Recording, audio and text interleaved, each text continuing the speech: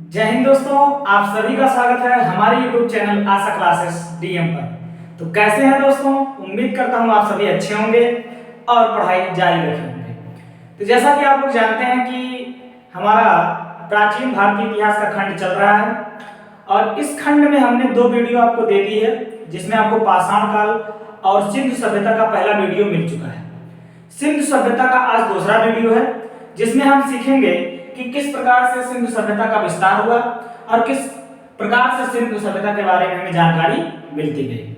देखिए, इसके अभी एक दो वीडियो और आएंगे, क्योंकि अभी सिंधु स्थल जो मिले हैं हमको खोजे गए, उन सब की जानकारी देनी है और इनकी क्या क्या विशेषताएं रही, क्या क्या प्राप्त हुए, वहां से क्या क्या रिलेशन है। जैसे आप देखेंगे लोथल में पत्तन मिला, ठीक है ना। उसी प्रकार जुते हुए खेत जो आपने कालीबंगा में देखे राजस्थान में, और उसी प्रकार आप देखेंगे धौलावीरा कैसे कहाँ गुजरात में क्या है स्थित है। तो हर चीजों की जानकारी लेंगे, ठीक है ना दोस्तों।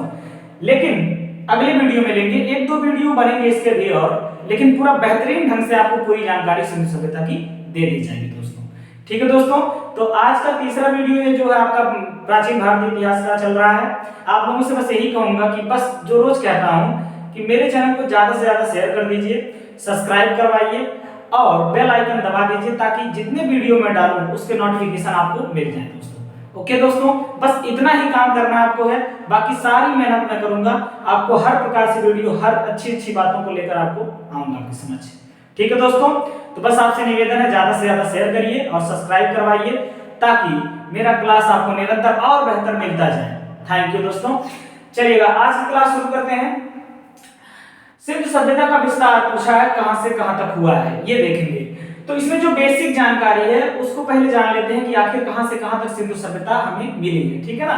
तो ये मैंने छोटा सा प्रयास किया है भारत का नक्शा बनाने का। हालांकि इतना बढ़िया नहीं बना पाता, उतना अच्छा कलाकार नहीं हूं, लेकिन फिर भी प्रयास किया है कि भारत का नक्शा बना दिया, ठीक है ना। तो इसमें अगर आप देखेंगे दोस्तों, तो ऊपर की साइड है जम्मू कश्मीर, इधर जो लिखा है इधर पाकिस्तान है, अफगानिस्तान आप जानते ही हैं, नक्शे में आप पूरा ध्यान से देखे होंगे तो जान रहे हैं। और इधर आलमगीरपुर जो यूपी में है, इसको भी आप जान रहे हैं। इधर दैवाबाद जो महाराष्ट्र में है, ठीक है दोस्तों।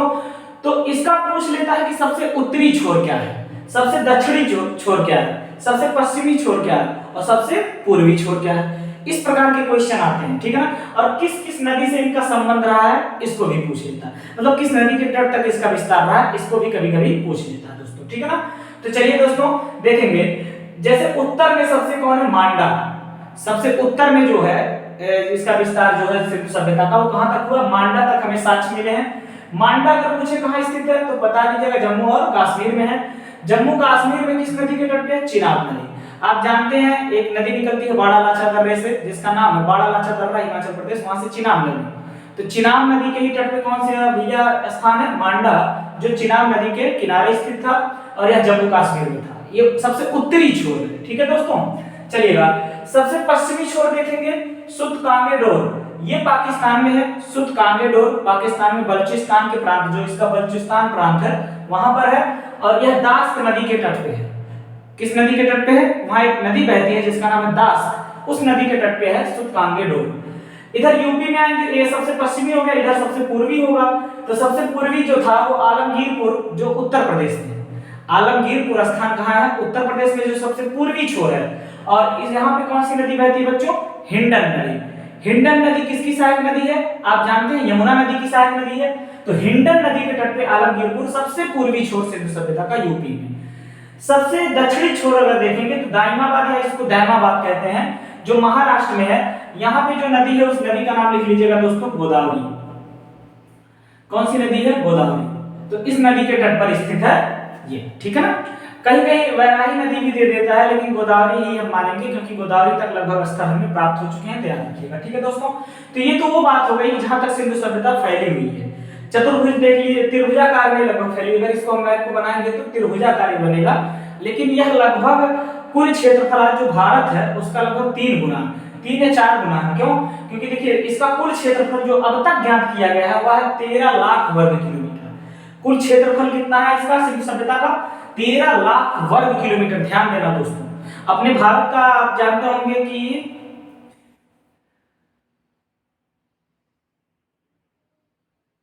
एक मिनट दोस्तों,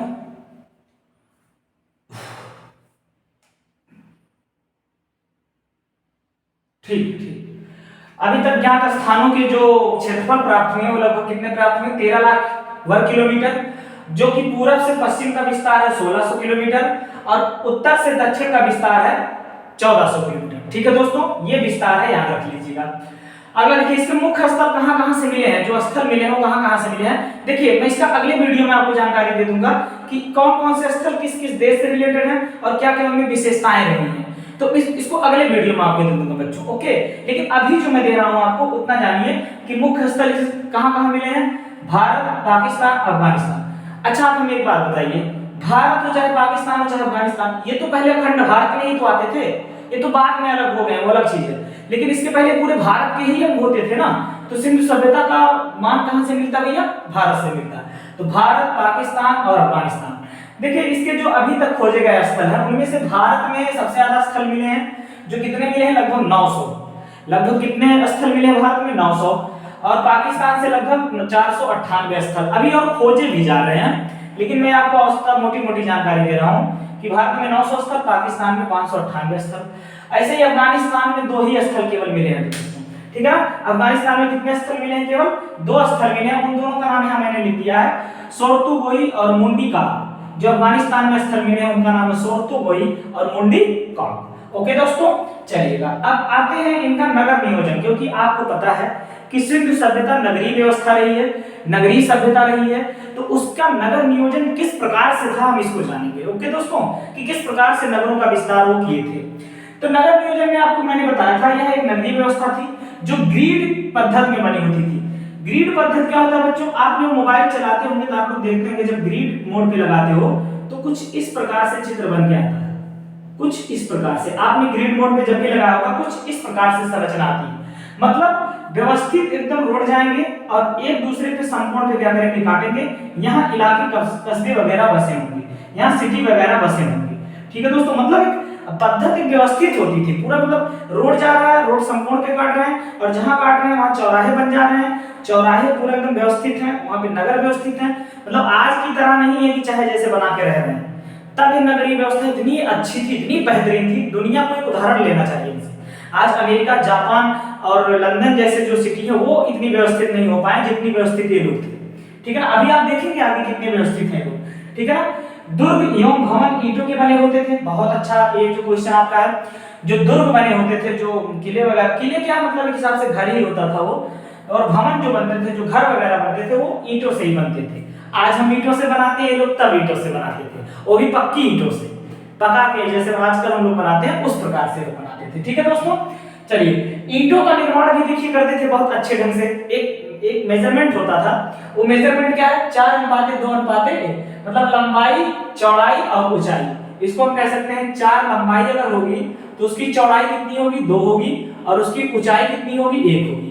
मतलब अगर 4 सेंट, मतलब मान लेते हैं अगर 4 सेंटीमीटर बन रहा है लंबाई, तो 2 सेंटीमीटर क्या बनेगा? चौड़ाई, और 1 सेंटीमीटर क्या बनेगा? ऊंचाई। एक ईंट जैसे देखिए ये डेस्टर है आपका, ये मान लेते हैं ईंटा है, मान लेते हैं, तो इसकी ये जो लंबाई है ना पूरी, ये 4 सेंटीमीटर। कितनी सेंटीमीटर? 4। अब ये जो है इसकी चौड़ाई है, ये इसकी क्या है? चौड़ाई है। ये कितना दिया जाएगा? 2 सेंटीमीटर। एक औसतन लेते हैं, ठीक है ना।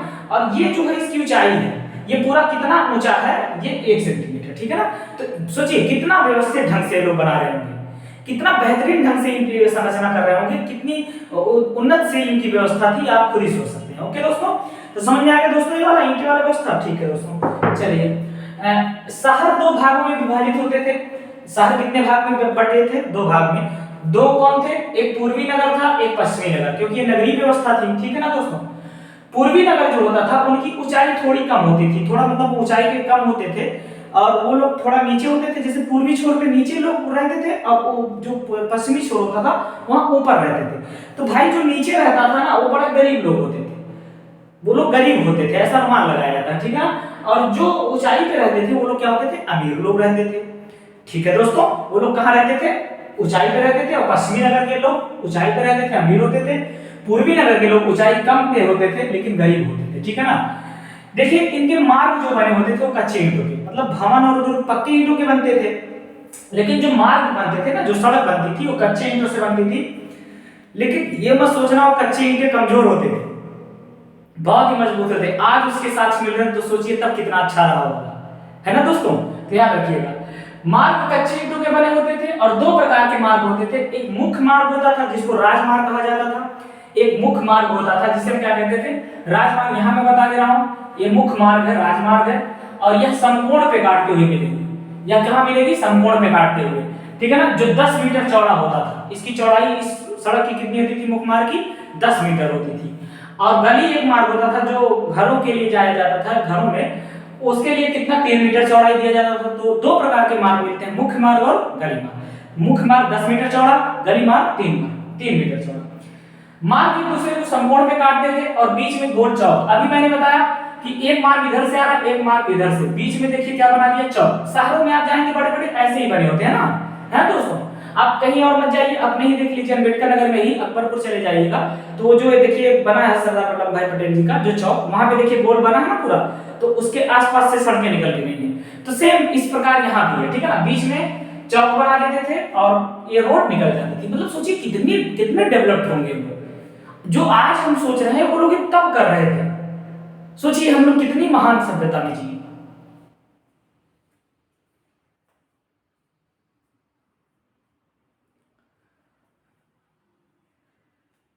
चलिए 2 मिनट और दोस्तों दीजिएगा, लाइट कट गई है लेकिन कोई बात नहीं, 2 मिनट और दीजिएगा, थोड़ा सा सुन लीजिएगा कि मैं इसको कल फिर बता दूंगा, हो सकता है, लेकिन आज जो थोड़ा बहुत दिखाई दे रहा होगा, आपको दिख रहा होगा, तो मैं बता दे रहा हूं, ठीक है दोस्तों।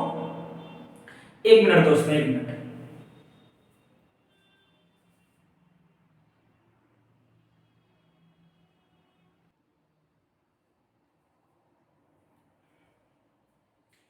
चलिए दोस्तों, अब दिख रहा होगा आपको, ठीक है दोस्तों। थोड़ी लाइट कट गई है तो थोड़ा सा समर्थन दीजिएगा, बस 2 मिनट का और वीडियो है, ठीक है दोस्तों। मार्ग एक दूसरे को समकोण पे काटते थे, ये याद हो जाएगा, गोल चौक बना होता था, ठीक है ना। देखो घर के दरवाजे गली की ओर खुलते थे, ये बहुत अच्छी बात है। जो जैसे हम लोगों का घर क्या है तो मेन रोड की साइड ही खोलते हैं हम लोग ना, नहीं, ये लोग प्रदूषण से बचने के लिए, क्योंकि मेन रोड पे देखिए गाड़ियां तो उस टाइम थी नहीं, लेकिन फिर भी जो यूज करते थे घोड़े वगैरह या एक्का वगैरह जिससे भी चलते थे, उससे जो धूल वगैरह उड़ती थी, प्रदूषण होता था, उनके घरों में ना आ जाए, इसीलिए लोग गली की ओर दरवाजों को खोलते थे, मेन रोड की ओर अपना मुख नहीं खोलते थे दरवाजे का, ठीक है ना दोस्तों। सोचिए कितना बेहतरीन सोच रखते होंगे लोग, ठीक है दोस्तों। और लेकिन लोथल को छोड़कर केवल लोथल में ही ऐसा मिला है कि लोग अपना जो दरवाजा है घर का वो रोड की ओर खोले हैं, सड़क की ओर, नहीं तो बाकी हर जगह लगभग गली के ओर ही अपना दरवाजा खोले हैं घर का, ठीक है ना दोस्तों। केवल लोथल गुजरात में पत्तन है, आप जानते होंगे, ठीक है ना। चलिए, हर घर में कुएं होते थे, जल निकासी की व्यवस्था होती थी। सोचिए आजकल का एकदम जैसे आजकल का, हर घर में कुएं हैं, जल निकासी की व्यवस्था है, नालियों को बीच बीच में हौज बना के रखे गए हैं। हमारे यहाँ भी देखिए शहरों में जो बीच में से नाली गई होती है तो बीच बीच में हौज होता है, उसको ढक दिया जाता है। जब भी जाम होता है तो उसको खोलकर वहां से कचरा वगैरह निकाल कर ले जाकर फेंक देते थे। आजकल ये करते हैं, तब ये लोग ये कर रहे थे। सोचिए कि मतलब जल निकालने के लिए घर में कुएं को बनाते थे और जल निकासी की व्यवस्था होती थी, नालियां वगैरह बना के, नाली में बड़ी नाली में मिल जाती थी और बड़ी नालियों में हाउस लगा दिए जाते थे, चैम्बर, जिसको आप चैम्बर कहते हो, ताकि उस चैम्बर से कचरा वगैरह निकाल करके उसको फेंक दिया जाए, नालियां जाम ना हो, इस प्रकार से व्यवस्थित थे दोस्तों, ठीक है ना। घरों में शौचालय आज भी देखिए होते हैं, वैसे तब भी हो रहे थे। सोचिए कितना बेहतरीन सोच रखते थे। धौलागिरी में लकड़ी का भी नाली मिला है, ऐसा धौलागिरा जो है आपका गुजरात में है, जिसको अभी हाल ही में विश्व धरोहर की सूची में यूनेस्को ने शामिल किया है, वो अलग चीज है, उसको कभी और बताया जाएगा। लेकिन धौलागिरा में लकड़ी की नाली मिली है, सोच लीजिए, ठीक है ना दोस्तों। विशाल स्नानागार, सोचिए स्विमिंग पूल नहाने के लिए स्विमिंग पूल, सोचिए कितना अच्छा सोच रखते होंगे भाई, ठीक है ना। सीढ़ी नुमा होता था और नहाने के लिए, और उसको पानी को बार बार बदलने के लिए जल निकासी की व्यवस्था होती थी। मतलब अगर पानी खराब हो जाए तो एक बार हाउस खोल दो, पानी साफ, दूसरा पानी भर दो। क्या बेहतरीन सोच लीजिए। विशाल स्नानागार बनाते थे, विशाल स्नानागार नहाने का स्थान जहाँ पे पूरा परिवार अपना आकर के नहाता था, स्विमिंग पूल एक हिसाब से, ठीक है दोस्तों। अन्नागार भी मिले, अन्नागार, अन्न मतलब होता है अनाज, अनाज का जहाँ भंडार किया जाता है, अनाज का भंडार ये लोग बहुत ही चालाकी से करते थे। जैसे नदी होती थी, नदी के बगल में जो टीले वगैरह होते थे वहां पे अन्नों को भंडारित कर देते थे, ताकि नदियों के द्वारा ही वो अन्न वहां से उतारे जाएं और व्यापार के लिए अन्य जगहों पर भेज दिए जाएं। सोचिए, व्यापार करने के लिए नदी के किनारे टीले बनाते थे, अन्न वहां रखते थे और उसके बाद उन्हीं के साथ क्या करते थे, व्यापार कर लेते थे। सोचिए दोस्तों, कितना बेहतरीन इनका विचार रहा होगा। ठीक है दोस्तों, तो ये सारी बातें थी जो हमने किया सिंधु सभ्यता में। तो इसको आप गौर से नोट करिएगा। अगर आपको दिखाई नहीं दे रहा होगा तो मैं आपको इसका पीडीएफ दे दूंगा या इसका हम स्क्रीनशॉट आपके टेलीग्राम ग्रुप में भेज दूंगा और आप वहां से ले लीजिएगा, या डिस्क्रिप्शन में मैं डाल दूंगा तो वहां से ले लीजिएगा। ओके दोस्तों, लेकिन मुझे लग रहा है कि मैंने ठीक से व्यवस्था दी है, पढ़ा दिया है। थोड़ी लाइट कट गई है, प्रॉब्लम है यहाँ पे आजकल, तो आप लोग समर्थन दीजिएगा। ओके दोस्तों, चलिए थैंक यू दोस्तों, जय हिंद जय भारत।